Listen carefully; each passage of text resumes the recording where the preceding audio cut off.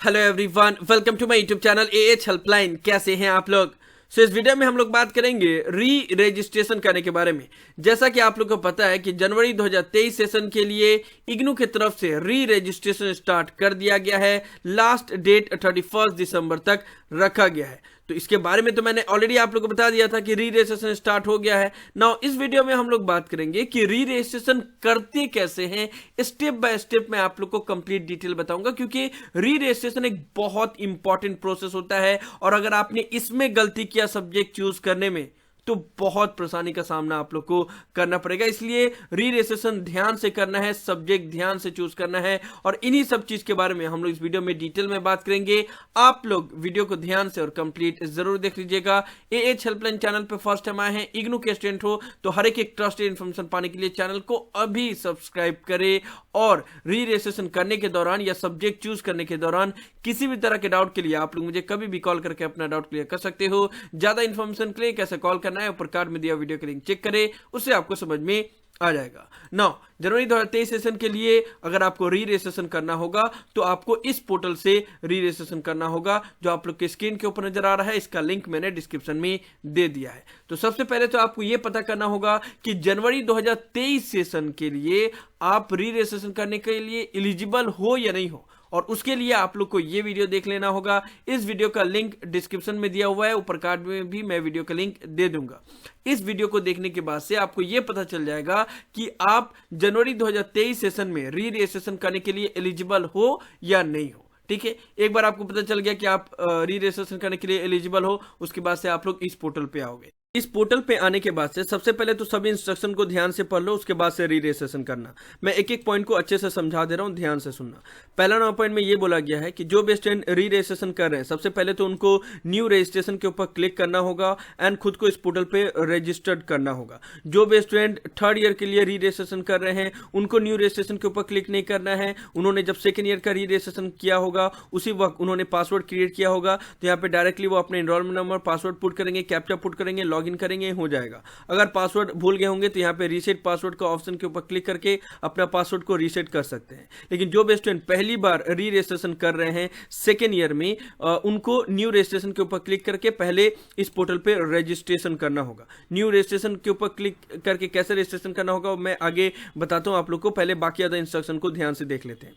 ठीक है, तो पहला नंबर पॉइंट में यही बोला गया है कि आपको पहले इस पोर्टल पे रजिस्टर करना होगा। और जो भी पहले वाले स्टूडेंट हैं जिन्होंने ऑलरेडी री रजिस्ट्रेशन किया हुआ था सेकेंड ईयर के लिए और थर्ड ईयर के लिए जब वो री रजिस्ट्रेशन कर रहे हैं और वो पासवर्ड भूल गए हैं, तो वो उन लोगों का प्रॉब्लम ये होता है कि जब वो रीसेट पासवर्ड करते हैं तो उनके ईमेल एड्रेस पे ओटीपी नहीं आता है। ठीक है, क्योंकि यहाँ पे आप अगर प्रोग्राम कोड और एनरोलमेंट नंबर पुट करोगे, सबमिट करोगे तो आपके ईमेल एड्रेस पे और मोबाइल नंबर पे एक ओटीपी जाएगा, तब जाके आप पासवर्ड रीसेट कर सकते हो। लेकिन अगर ओटीपी नहीं आए तो फिर आपको रीजनल सेंटर से कॉन्टैक्ट करना होगा और पासवर्ड को मैनुअली रीसेट करवाना होगा। ठीक है, और ये प्रॉब्लम काफी होता है और हर सेशन में ही होता है। तो अगर जो भी स्टूडेंट के साथ ये इशू हो रहा है ओटीपी का, तो डायरेक्टली ईमेल करेंगे अपने रीजनल सेंटर को या फिर विजिट करेंगे, तब भी ये इशू रिजॉल्व हो जाएगा। ठीक है, ना दो नंबर पॉइंट में बोला गया है आपको चूज योर कोर्स केयरफुली। ये देखो, ये स्टूडेंट काफी गलती करते हैं कि अपना कोई भी जब आप री रजिस्ट्रेशन करते हो तो उसमें होता क्या है कि आप सेकेंड ईयर के लिए या थर्ड ईयर के लिए सब्जेक्ट सिलेक्ट करोगे, तो स्टूडेंट ध्यान नहीं देते कि कौन सा पेपर हम सिलेक्ट कर रहे हैं और रैंडमली जो मन में आता है वो सिलेक्ट कर लेते हैं। तो ऐसा नहीं करना है आपको वही कोर्स सिलेक्ट करना है जो आप कर सकते हो। बहुत से स्टूडेंट गलती ये करते हैं ना कि वो लोग रैंडमली जब चूज कर लेते हैं तो कभी बहुत टफ पेपर चूज कर लेते हैं, ठीक है, या प्रोजेक्ट वाला पेपर चूज कर लेते हैं। तो आप लोग अपना प्रोग्राम गाइड चेक कर लेना। ठीक है, जस्ट आप गूगल पे सर्च करोगे अपना प्रोग्राम का कोड और लिखोगे इग्नू प्रोग्राम गाइड, तो आपको प्रोग्राम गाइड मिल जाएगा। इस प्रोग्राम गाइड में हर एक सब्जेक्ट के बारे में डिटेल दिया हुआ है कि आपका कितना पेपर है, ठीक है, कौन से ईयर में कौन सा पेपर है, और उसके बारे में डिटेल दिया हुआ रहेगा। तो पहले देख लेना कि कौन सा पेपर आपको चूज करना है, उसके बाद से सिलेक्ट करना। कुछ समझ में ना आए तो मुझसे पूछ लेना, लेकिन गलती मत करना, खासकर सीबीसीएस प्रोग्राम के स्टूडेंट, क्योंकि एक बार जो आपने पेपर चूज कर लिया तो वो चेंज नहीं हो सकता।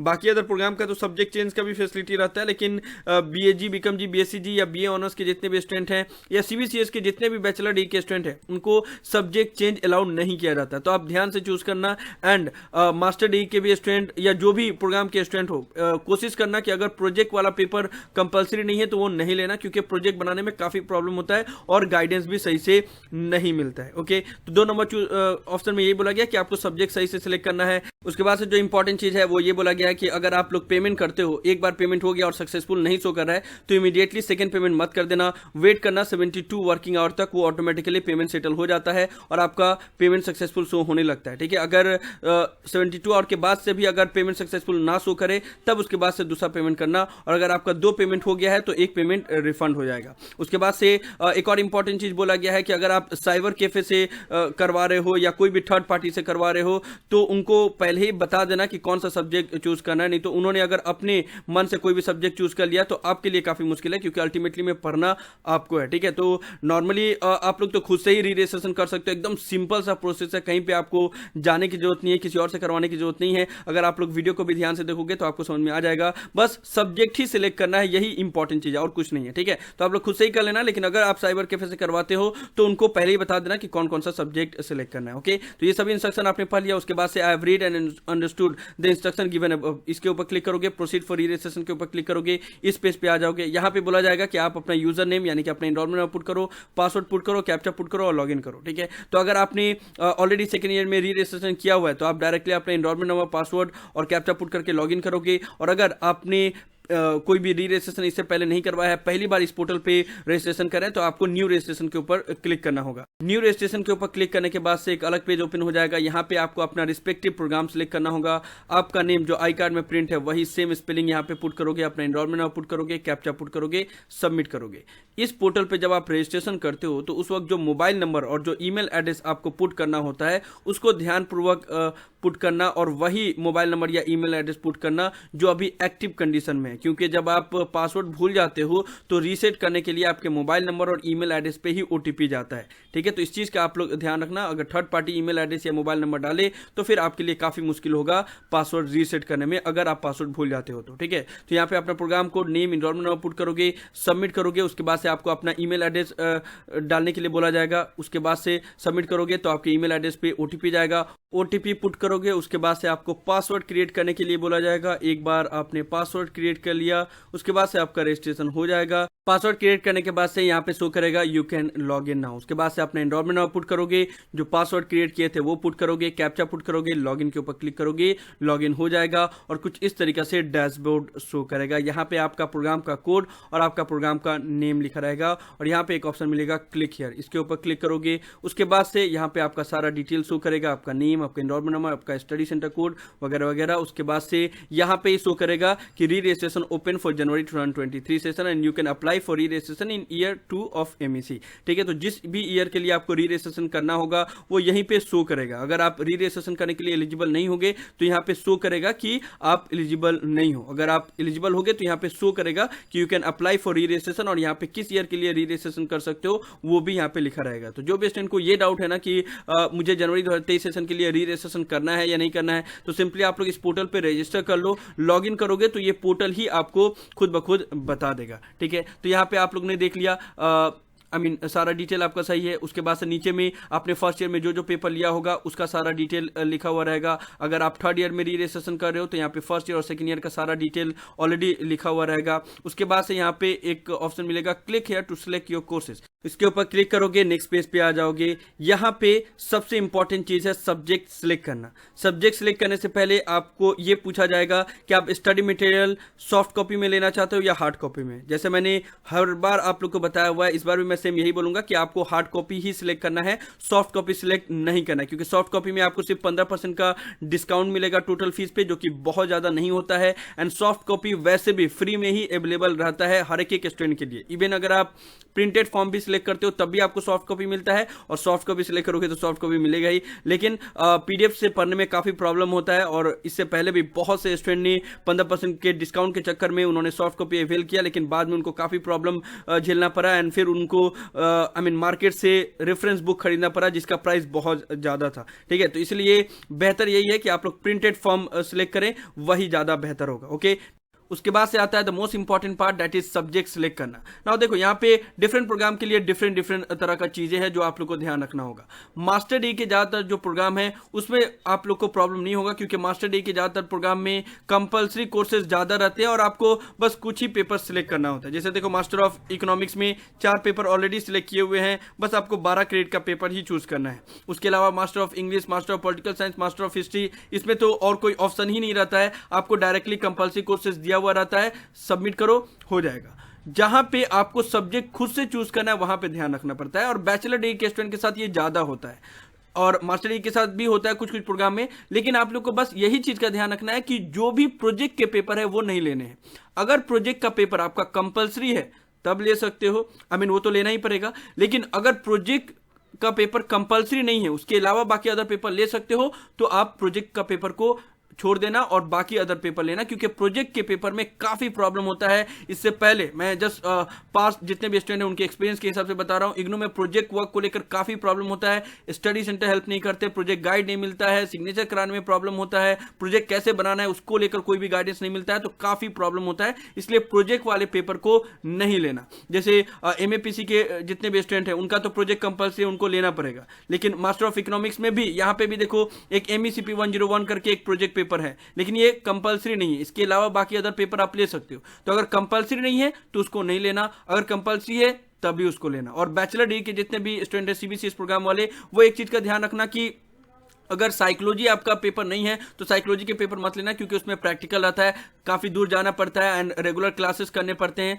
लास्ट टाइम पे, तो वो काफी स्टूडेंट के लिए डिफिकल्ट होता है। तो अगर साइकोलॉजी आपका मेन पेपर नहीं है तो साइकोलॉजी के पेपर मत लो, क्योंकि उसमें प्रैक्टिकल रहता है। जो पेपर में प्रोजेक्ट है वो पेपर मत लेना, थ्योरी असाइनमेंट वाले ही पेपर लेना। अपना प्रोग्राम गाइड पहले देख लेना कौन कौन सा पेपर अवेलेबल है, नहीं समझ में आया तो मुझसे पूछ लेना, लेकिन गलती मत करना, खासकर CBCS प्रोग्राम के स्टूडेंट, क्योंकि उसमें कोई भी गुंजाइश नहीं होता चेंज करने का। मास्टर डिग्री में तो फिर भी गुंजाइश रहता है, लेकिन बैचलर डिग्री में चेंज करने का कोई गुंजाइश नहीं रहता है। और मास्टर डिग्री के स्टूडेंट भी चेंज के बारे में बाद में सोचना, पहले ही सही सिलेक्ट कर लो, क्योंकि बाद में चेंज करने का झमेला ही नहीं रहे। ठीक है, तो बस इतना ही ध्यान रखना है कि प्रोजेक्ट वाला पेपर नहीं सिलेक्ट करना है। एंड जितने भी BA BCom BSc के ओल्ड सिलेबस के स्टूडेंट है वो बस इतना ध्यान रखेंगे कि थर्ड ईयर में AHE 01 that is human environment का पेपर और AMT 01 ये दोनों पेपर नहीं लेना है। AHE 01 और AMT 01 ये दोनों नहीं लेना है। और एक और पेपर है AEC 01, ठीक है, वो पेपर नहीं लेना है, क्योंकि 2 पेपर में प्रोजेक्ट है AHE 01 और AMT 01 में, और एक पेपर है AEC 01 उसमें प्रैक्टिकल का कंपोनेंट है। तो ये तीनों को छोड़कर बाकी जो भी लेना है आप ले सकते हो। हालांकि BA BCom BSc के ओल्ड सिलेबस के स्टूडेंट तो अब कभी कम ही बचे हुए हैं, शायद ही उसमें से कोई री-रजिस्ट्रेशन करेगा, लेकिन फिर भी मैं आप लोग को बता दे रहा हूँ। ऑलराइट, और हाँ, एक और चीज मैं बता दूं कि यहाँ पे मैं मास्टर डिग्री के बारे में बता रहा हूँ, लेकिन बाकी अदर जितने भी प्रोग्राम है उनके ऊपर भी मैंने री-रजिस्ट्रेशन का वीडियो बनाया हुआ है कि कैसे सब्जेक्ट चूज करना है। तो वो सभी वीडियो का लिंक डिस्क्रिप्शन में मिल जाएगा, कार्ड में भी आप लोग को मिल जाएगा वो वीडियो का लिंक, तो उसको देख लेना, समझ में आ जाएगा। ओके ना, यहाँ पे मैंने सब्जेक्ट सिलेक्ट किया, इस तरीके से आपको सब्जेक्ट सिलेक्ट करना होगा। उसके बाद से सबमिट के ऊपर क्लिक करना होगा। क्लिक करोगे तो उसके बाद से नेक्स्ट पेज में आपको फिर से एक बार पूछा जाएगा कि जो आपने सब्जेक्ट सिलेक्ट किया है वही फाइनल है या उसमें चेंज करना चाहते हो। अगर आप चेंज करना चाहते हो तो यहाँ पे अपडेट कोर्स सिलेक्शन, उसके ऊपर क्लिक करोगे, फिर से चेंज कर सकते हो। ठीक है, पेमेंट करने से पहले तक चेंज कर सकते हो, पेमेंट करने के बाद चेंज नहीं होगा। ठीक है, तो आप लोग उस तरीके से अगर चेंज करना चाहो तो चेंज कर सकते हो। अगर यही कंफर्म है तो उसके बाद से उसको फाइनल कर देना। बस नीचे में आना, नीचे में आने के बाद से आपको यहाँ पे डायरेक्ट पेमेंट का ऑप्शन मिलेगा। कितना पैसा लग रहा है वो यहाँ पे दिखेगा। यहाँ पे पेमेंट फी गेटवे टू, इसके ऊपर क्लिक करोगे, उसके बाद से नेक्स्ट पेमेंट पेज पे आ जाओगे। यहाँ पे आपको बहुत सारे ऑप्शन मिलेंगे। EMI से भी पेमेंट करने का ऑप्शन है, यहाँ पे देख लो, EMI से भी पेमेंट करने का ऑप्शन दिया गया, जो कि बहुत अच्छी बात है। उसके अलावा बाकी other debit card, credit card, net banking सभी से आप लोग पेमेंट कर सकते हो। ठीक है, तो सिंपली जो भी आपके पास कार्ड है, अगर HDFC का क्रेडिट कार्ड, डेबिट कार्ड है तो ये सिलेक्ट करोगे। बाकी अदर जितने भी बैंक है उनका डेबिट कार्ड या क्रेडिट कार्ड है तो इसको सिलेक्ट करोगे। नेट बैंकिंग का भी ऑप्शन दिया हुआ है तो इसके ऊपर क्लिक करोगे। उसके बाद से अपना जो भी पेमेंट डिटेल है वो पुट करोगे, सबमिट करोगे, पेमेंट हो जाएगा। सक्सेसफुल होने के बाद से आपके पास इंस्टेंट कंफर्मेशन नहीं आता है, डायरेक्टली आपको चेक करना पड़ता है। वो कैसे चेक करोगे, आप सिंपली अपने डैशबोर्ड पे फिर से आना और उसके बाद से यहाँ पे री रजिस्ट्रेशन इसके ऊपर क्लिक करना। क्लिक करोगे तो यहाँ पे एक ऑप्शन मिलेगा री रजिस्ट्रेशन हिस्ट्री, इसके ऊपर क्लिक करना। यहाँ पे देखो अगर आपका पेमेंट सक्सेसफुल हो गया रहेगा तो यहाँ पे ग्रीन कलर से लिखा रहेगा सबमिटेड, ठीक है, और यहाँ पे प्रिंट का भी ऑप्शन रहेगा। लेकिन अगर यहाँ पे न्यू एप्लीकेशन इस तरीके से लिखा हुआ है, डेट मीन्स कि आपका अभी पेमेंट सक्सेसफुल नहीं हुआ है या आपका अभी इनकम्प्लीट है, और यहाँ पे व्यू का ऑप्शन दिया हुआ रहेगा, ठीक है। तो बस यहाँ पे देख लेना री रजिस्ट्रेशन हिस्ट्री वाले ऑप्शन में कि यहाँ पे सबमिटेड शो कर रहा है या नहीं कर रहा है, ठीक है। और यहाँ पे सबमिटेड शो करेगा, दैट मींस कि आपका री रजिस्ट्रेशन सक्सेसफुली हो चुका है। जब एक बार री रजिस्ट्रेशन सक्सेसफुल हो जाए उसके बाद से आपको इस पोर्टल में अपना डिटेल चेक करना है। और यहाँ पे देखो इंस्टेंटली अपडेट नहीं होता है, यहाँ पे आपने री रजिस्ट्रेशन किया उसके बाद से बहुत से स्टूडेंट इनरोलमेंट और प्रोग्राम कोड पुट करके चेक करते हैं और देखते हैं कि अरे हमारा तो री रजिस्ट्रेशन हुआ ही नहीं, हमारा तो डिटेल यहाँ पे शो ही नहीं कर रहा है। तो देखो यहाँ पे अपडेट होने में कम से कम 1 से 1.5 महीना तक का टाइम लगता है, तो आपको वेट करना पड़ेगा, ठीक है। लेकिन जब 1-1.5 महीना बाद जब अपडेट हो जाएगा तो इसी पोर्टल से आपको चेक करना होगा। इनरोलमेंट और प्रोग्राम कोड कैप्चा पुट करोगे, सबमिट करोगे, यहाँ पे आपको पता चल जाएगा जो जो पेपर आपने सिलेक्ट किया था वो यहाँ पे रिफ्लेक्ट होने लगेगा, ठीक है। तो इस तरीके से आपको री रजिस्ट्रेशन करना है जनवरी 2023 सेशन के लिए। मैंने स्टेप बाय स्टेप हर एक चीज के बारे में बता दिया, कौन कौन सी बातों का ध्यान रखना है उन सब के बारे में हमने बता दिया। इसके अलावा भी अगर कोई डाउट हो तो नीचे कमेंट बॉक्स में जरूर बताना। तो यही सब था इस वीडियो में। इग्नू की तरफ से जनवरी 2023 सेशन का री रजिस्ट्रेशन तो स्टार्ट कर दिया गया है, लेकिन उसको कैसे करना है उन सब के बारे में मैं आप लोग को डिटेल में बता रहा था। मुझे उम्मीद है कि आप लोग को वीडियो पसंद आया होगा। इस वीडियो को लाइक जरूर कर दे, सभी फ्रेंड के साथ शेयर करें ताकि उनको भी ये डिटेल इन्फॉर्मेशन मिल पाए। किसी भी तरह के डाउट के लिए आप लोग नीचे कमेंट बॉक्स में लिख सकते हैं या मुझे डायरेक्टली कॉल करके भी अपना डाउट क्लियर कर सकते हैं। और अगर आप एएच हेल्पलाइन चैनल पे फर्स्ट टाइम आए हैं तो हर एक ट्रस्टेड एंड ऑथेंटिक इन्फॉर्मेशन पाने के लिए चैनल को जरूर सब्सक्राइब कर ले। So thank you so much for watching this video. Have an awesome day. Thank you so much.